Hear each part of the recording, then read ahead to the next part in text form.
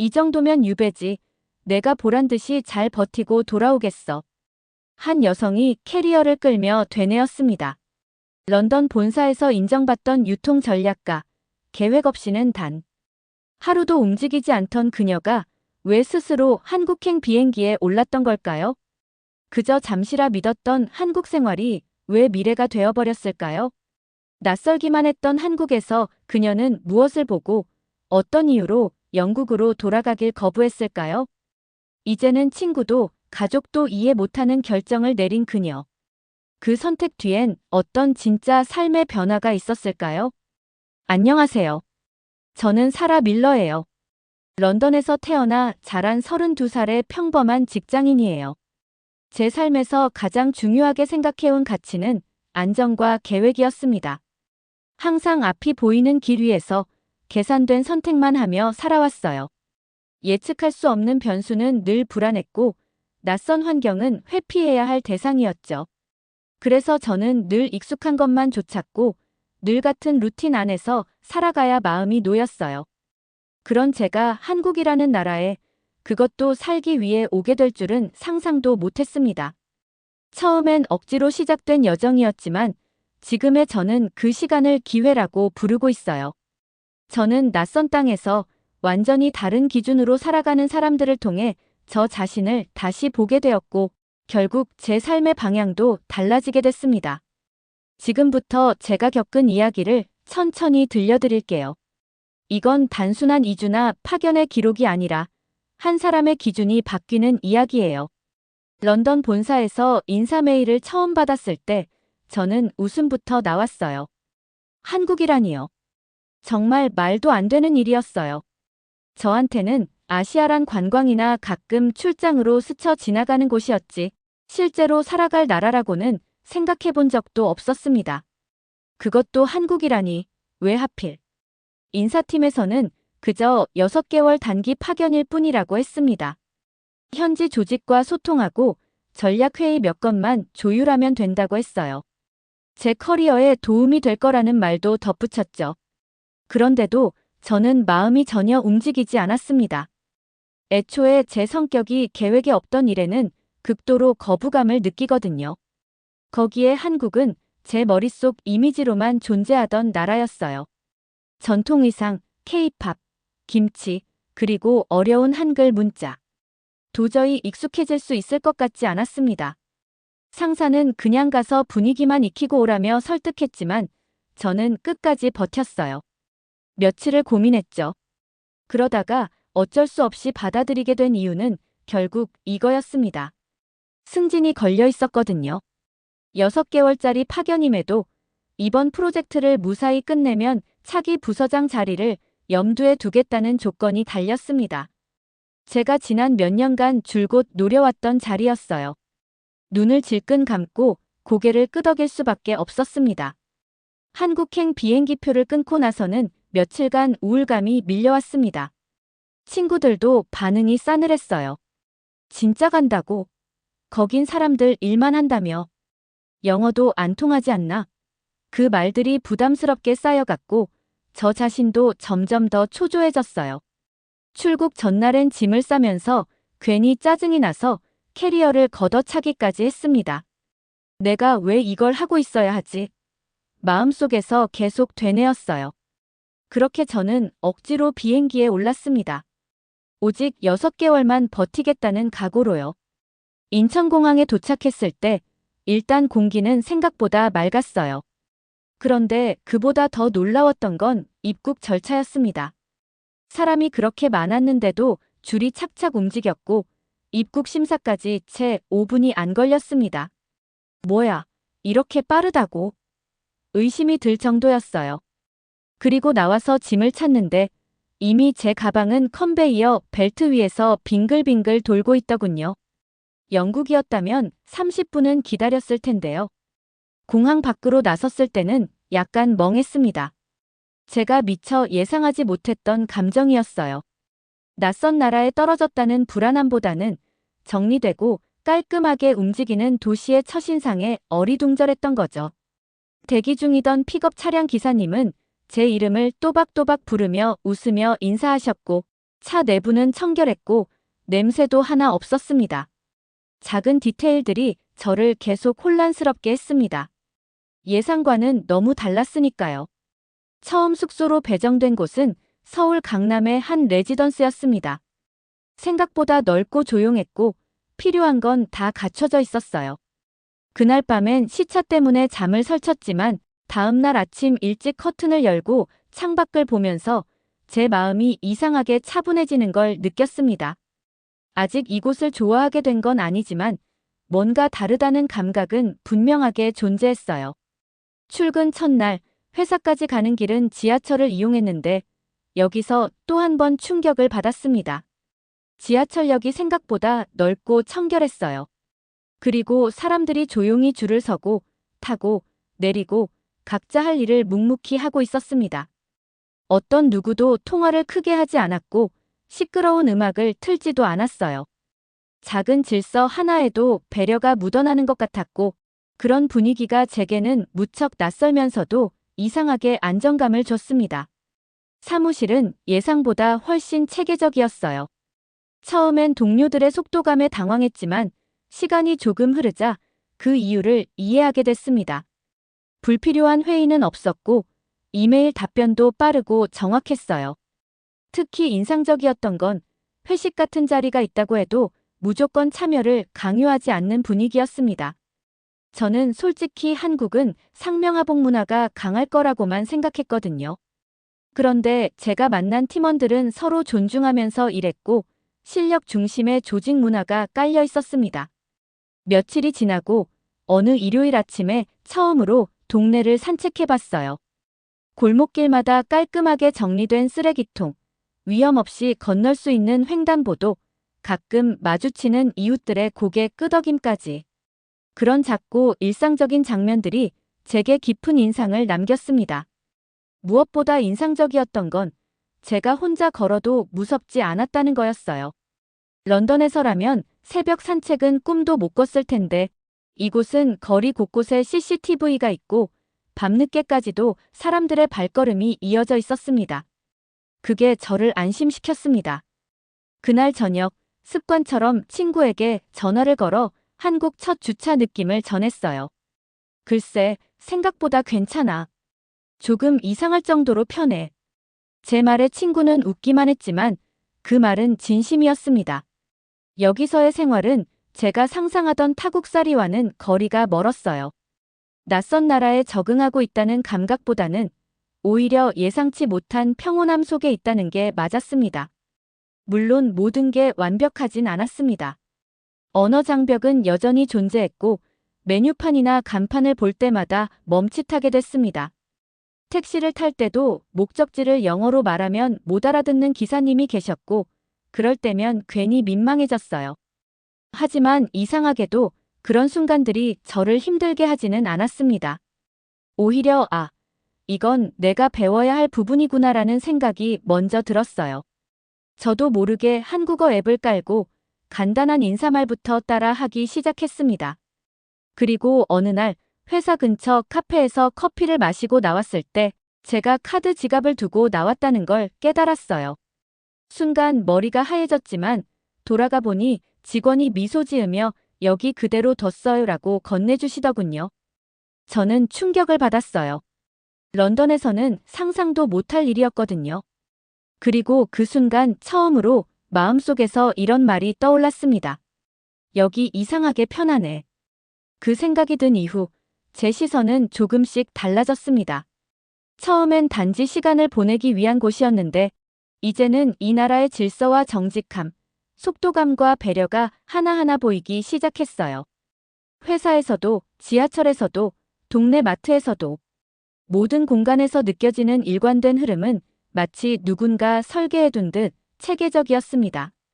아직 한국에 온 지 한 달도 채 되지 않았는데 저는 제 안의 저항감이 희미해지고 있다는 걸 느꼈습니다. 물론 여전히 모르는 것 투성이지만 그것들이 더 이상 두려움이 아닌 호기심으로 바뀌고 있었어요. 이전 같았으면 6개월만 참자라는 말이 입버릇처럼 떠올랐겠지만 이제는 어느 순간 그런 말조차 하지 않게 됐습니다. 이상하게 마음이 조용해졌거든요. 그렇게 저는 한국에서의 생활을 아주 조금씩 받아들이기 시작했어요. 아니, 어쩌면 이미 조금씩 좋아하고 있었던 것 같아요. 머릿속에서는 여전히 난 돌아갈 사람이라는 의식이 남아 있었지만 제 감정은 다른 방향으로 조용히 흐르고 있었습니다. 그리고 그 변화는 아주 조용히, 그러나 확실하게 시작된 거였습니다. 처음 한국에 왔을 때만 해도 그저 낯선 나라에 억지로 발령받아온 사람의 마음이었어요.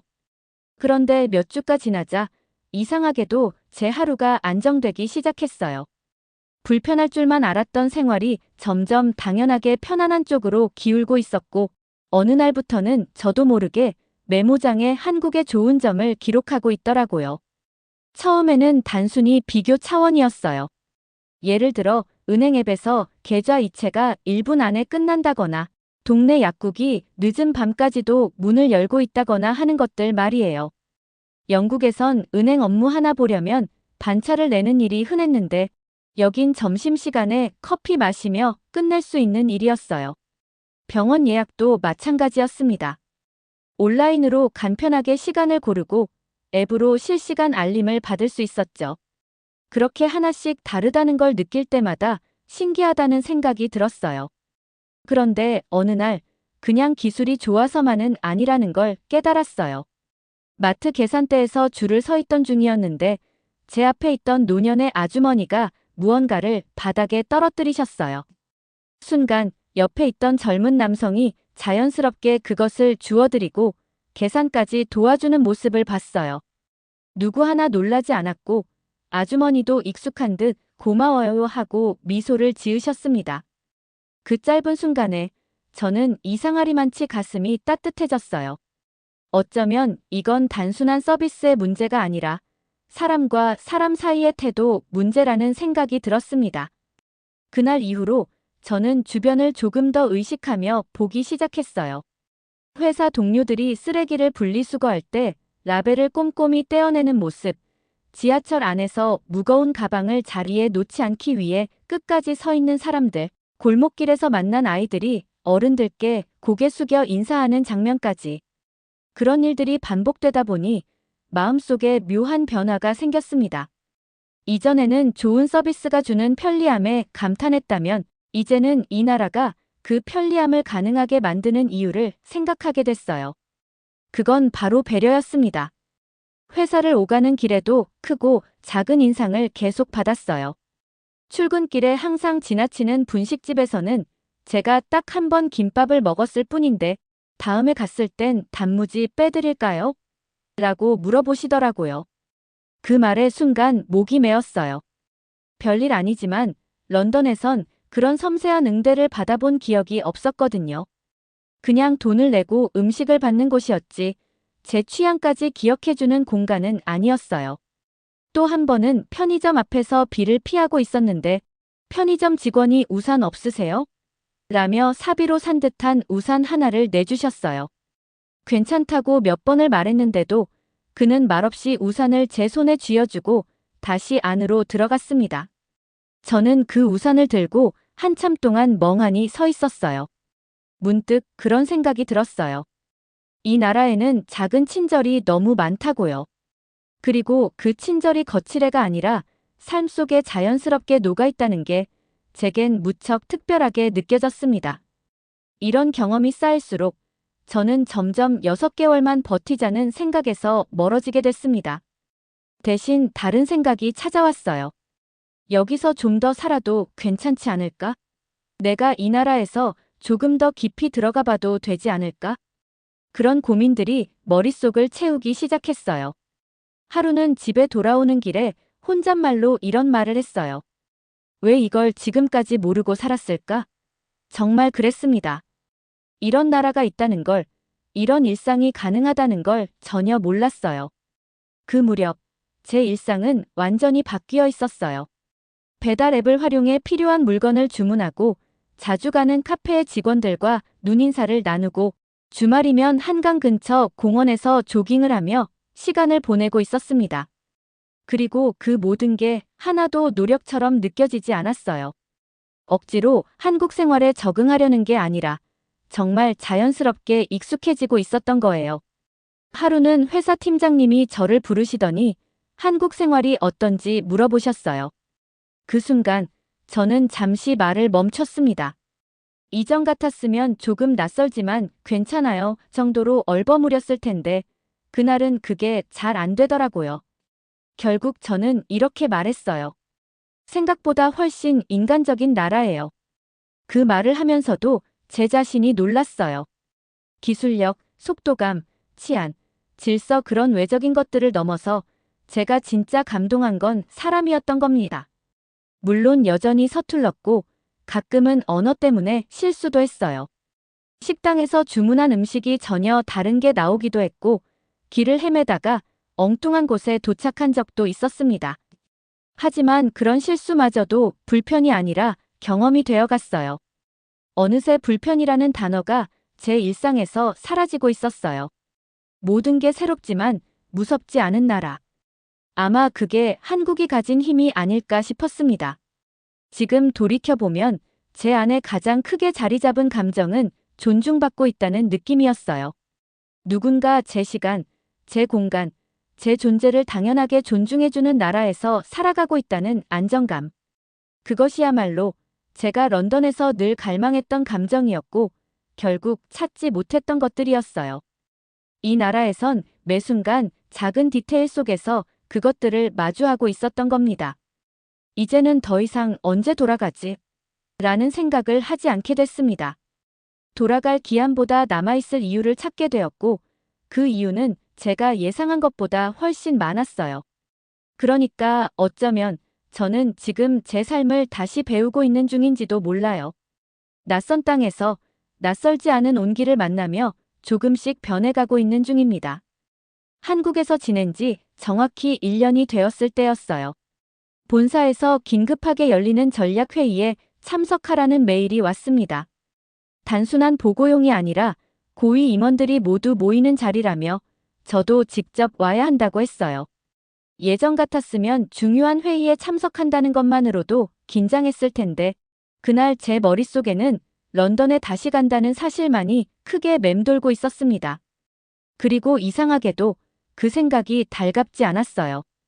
비행기에 올라 런던 히드로 공항에 도착한 순간 제 몸이 무거워지는 걸 느꼈습니다. 입국장을 통과하는 데만 거의 40분이 걸렸고 입국 심사관은 무표정하게 제 여권을 훑어보며 아무런 설명도 없이 다음이라고 말했어요. 한국에서는 입국에 5분도 안 걸렸고 미소로 인사를 건네던 심사관이 떠올랐습니다. 비교하지 않으려 했지만 이미 제 머릿속엔 한국의 장면들이 자동으로 재생되고 있었어요. 공항에서 나와 짐을 끌며 공공 와이파이를 연결하려 했는데 연결조차 제대로 되지 않았어요. 몇 번을 시도해도 자꾸 오류가 났고 결국 데이터로 전환했지만 속도는 느렸습니다. 그때부터였던 것 같아요. 저는 런던의 모든 것이 답답하게 느껴지기 시작했어요. 거리에는 쓰레기가 여기저기 흩어져 있었고 지나가는 사람들은 바쁘고 예민한 표정이었어요. 공항에서 시내로 들어가는 버스는 예정보다 15분이나 늦게 도착했고 버스 기사는 아무런 사과도 하지 않았습니다. 한국에서는 3분만 늦어도 시스템 알림이 울리고 기사님이 직접 공지까지 하셨거든요. 지하철을 탔을 때는 더 놀랐습니다. 차량 내부는 어두웠고 한쪽에서는 술 냄새가 나는 남성이 소리를 지르고 있었어요. 사람들은 그를 피해 고개를 돌렸고 저는 몸을 움츠린 채 조용히 앉아 있었어요. 같은 시간대 서울의 지하철은 조용하고 쾌적한 공간이었고 사람들이 이어폰을 끼고 각자의 시간을 보내던 게 떠올랐습니다. 왜 이렇게 갑갑하게 느껴지는 걸까? 분명 예전에는 익숙했던 이 공간이 이제는 버겁게 느껴졌습니다. 며칠 뒤 아버지께서 갑자기 고열로 쓰러지셨어요. 급히 응급실로 모셨지만 도착해서 1시간 동안 아무런 조치도 받지 못했습니다. 접수부터 대기, 진료까지 모든 것이 느릿했고 의료진들은 마치 무감각한 듯 표정이 없었어요. 기다려주세요라는 말만 반복되었고 저는 병원 복도에 아버지를 앉혀놓은 채 두 손만 꼭 쥐고 있었어요. 그때 저는 한국의 병원이 떠올랐습니다. 환자 우선 원칙으로 움직이고 수속은 나중에 하며 응급은 응급답게 처리하던 그 시스템이요. 여기선 그 어떤 일도 급한 일로 취급되지 않았습니다. 아버지를 진료받게 하기까지 3시간이 걸렸고 검사 결과를 확인하는데 또 하루가 소요됐습니다. 저는 의사에게 검사 진행을 부탁드렸지만 돌아오는 대답은 내일 다시 오세요였습니다. 그 말을 들으며 한숨이 절로 나왔고 입속에선 무의식적으로 한국이었다면 이라는 말이 새어나왔어요. 이젠 그 나라가 제 기준이 되어가고 있다는 걸 그때 처음 실감했습니다. 하루는 친구와 만나기로 한 날이었는데 약속 시간에 20분이나 늦게 도착한 친구는 아무렇지 않게 버스가 좀 막혔어라고 말했어요. 한국에서는 사람들 대부분이 시간을 철저하게 지키고 만일 지각을 하게 되면 미리 연락을 주는 게 기본이었거든요. 별것 아닌 이런 일들까지도 저에게는 낯설게 다가왔습니다. 대화 도중 친구가 소매치기 사건을 겪었다는 말을 아무렇지 않게 꺼냈고 그걸 듣는 주변 사람들도 그냥 웃고 넘기더라고요. 저는 그 자리에 앉아 조용히 물을 들이켰습니다. 말하지 않았지만 속으로는 계속 생각했어요. 왜 이렇게 아무도 놀라지 않는 거지? 어느 날 밤 혼자 집 근처 마트를 다녀오던 길이었어요. 가로등이 고장났는지 한 블록이 거의 암흑처럼 어두웠고 저 멀리서 비틀거리는 남성이 다가오는 모습이 보였어요. 저는 가방을 꼭 쥐고 걸음을 재촉했어요. 심장은 쿵쾅거렸고 순간 한국의 밤거리가 떠올랐습니다. 편의점 불빛으로 환하고 곳곳에 CCTV가 있었고 늦은 밤에도 안심하고 걸을 수 있었던 그 거리. 이 차이가 제게는 치명적으로 느껴졌습니다. 나는 왜 여기서 이렇게 긴장하고 있어야 할까?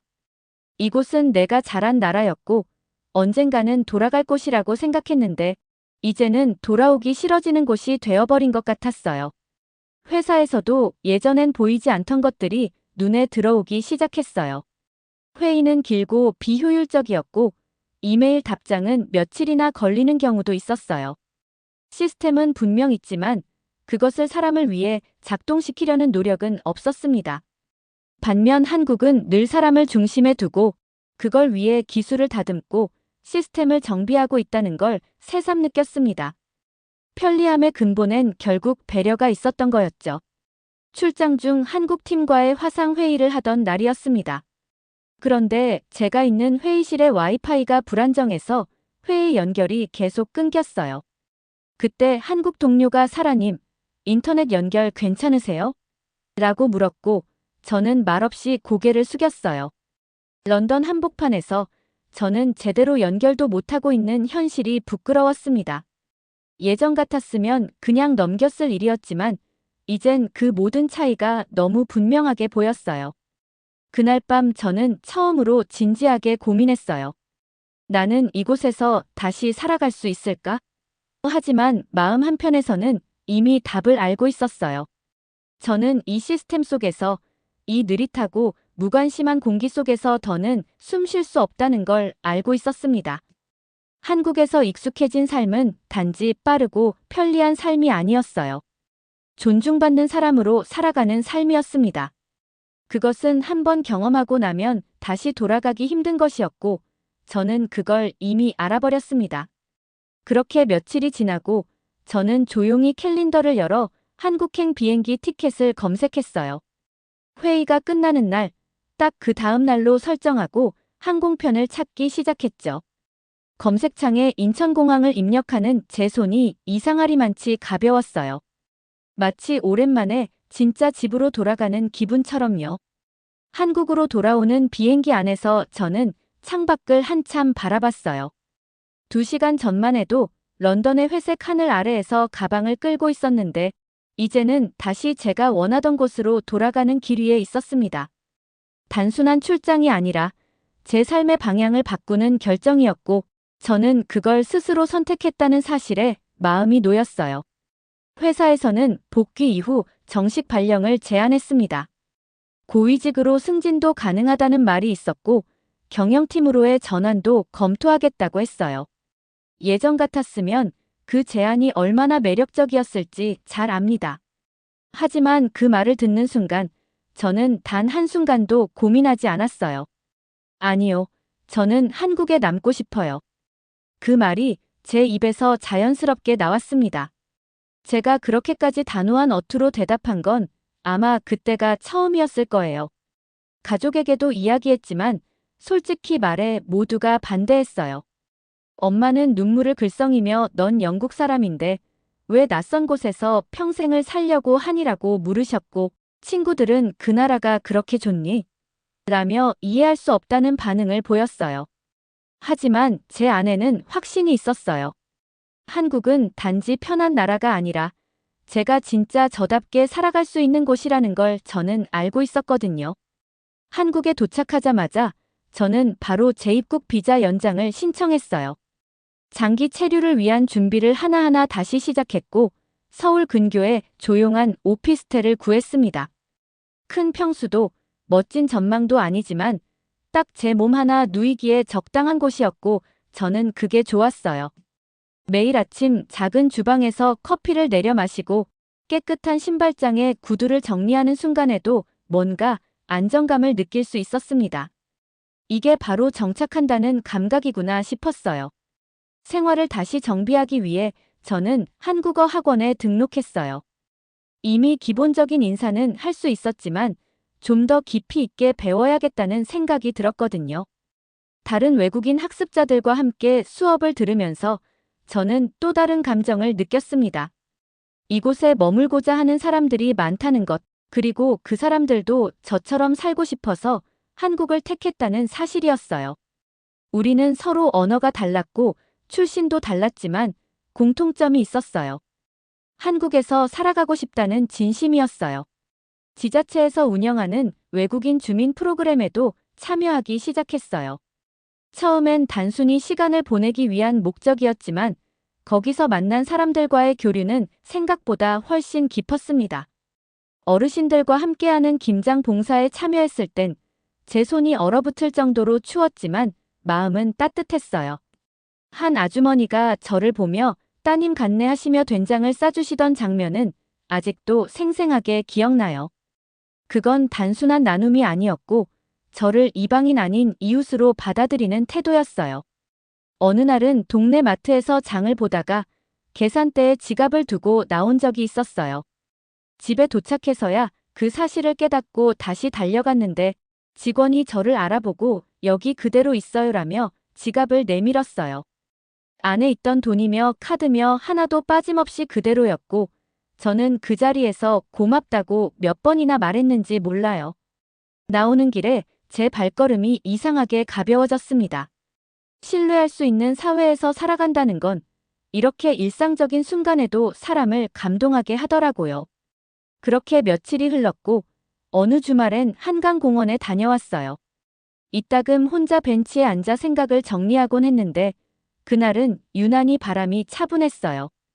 눈앞에는 자전거를 타는 아이들과 반려견을 산책시키는 가족들이 보였고 뒤쪽에선 청년들이 돗자리를 펴고 간식을 나누고 있었어요. 모든 장면이 자연스럽고 따뜻하고 분명히 살아있는 일상이었어요. 그 벤치에 앉아 저는 조용히 중얼거렸어요. 여기가 이제 내 집이에요. 그 말이 입 밖으로 나오는 순간 이상하게 마음이 뭉클했어요. 저는 한 나라를 선택한 게 아니었어요. 어떤 방식으로 살아가고 싶은지를 선택한 거였고 그 방식이 가능한 곳이 바로 여기였던 겁니다. 지금 제 삶은 완벽하지 않아요. 여전히 언어가 서툴고 문화 차이에서 오는 오해도 있죠. 하지만 이제는 그 차이마저도 두렵지 않아요. 오히려 다름을 배우며 살아간다는 건 내 삶에 깊이를 주는 일이라는 걸 알게 됐습니다. 그건 한국에서만 가능했던 경험이었고 저는 그걸 붙잡고 싶었어요. 이제는 돌아갈 이유가 없다고 생각해요. 영국은 여전히 저의 뿌리이고 소중한 기억이 담긴 고향이에요. 하지만 제 미래는 그리고 제가 살고 싶은 삶은 이곳에 있습니다. 한국이라는 사회 안에서 저는 다시 태어났고 다시 성장하고 있어요. 그건 단순한 체류가 아니라 제 인생의 새로운 시작이었습니다. 그리고 저는 그 시작을 조금도 후회하지 않습니다.